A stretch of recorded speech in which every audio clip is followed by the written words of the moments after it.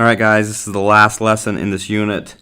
Hopefully the videos have been helpful. You can go back and look at any of the videos as you complete your review for this chapter. So we're on 4.8 and we're looking at zeros in the product. And we have our steps that we did last lesson for multiplying or multiplying decimals.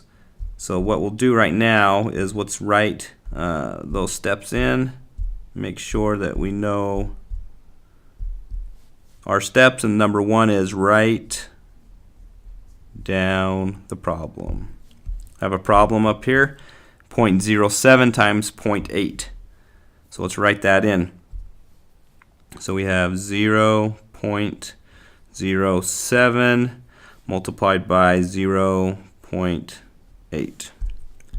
The next step, if you remember, is to multiply using the standard algorithm. So let's look over here. Okay, notice there's a lot of zeros, and anything that we multiply by 0 is 0. So let me show you what this looks like. Our first number is 8 times 7, which is 56. So the 6 goes down and the 5 goes up. 8 times 0 is 0 plus 5 is 5. And then you'll notice that we have 8 times 0, and we really don't need to put that down.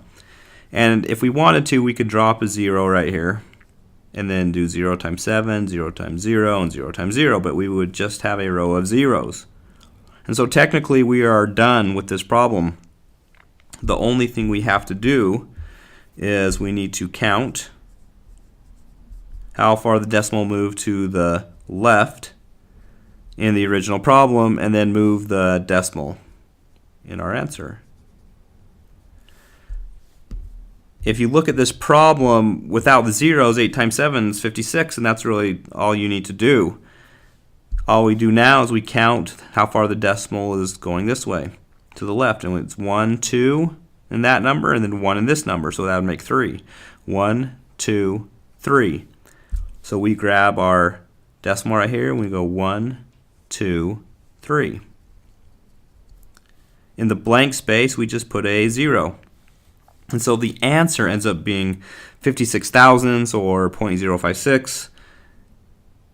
And it's not that difficult. We just do the numbers that we can multiply as 8 times 7 and then just move the decimal, and then you're done. So let's look at the other problem. The other problem is 0.05 times 0.9. So we'll take 5 hundredths. And let's write that down. 0.05 times by 9 tenths. I'll put my 0.9. You'll notice this problem has lots of zeros in it that we don't need to necessarily do. 9 times 5 is 45. And if you look, we don't really need to multiply by zeros.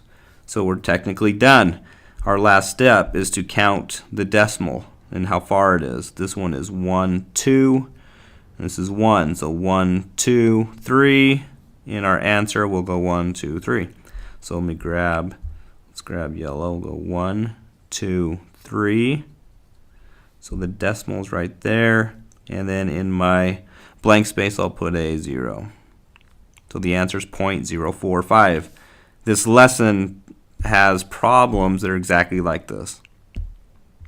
They try to throw you off with the zeros, and really, as you can see right in both of these right here, we didn't do a lot of work.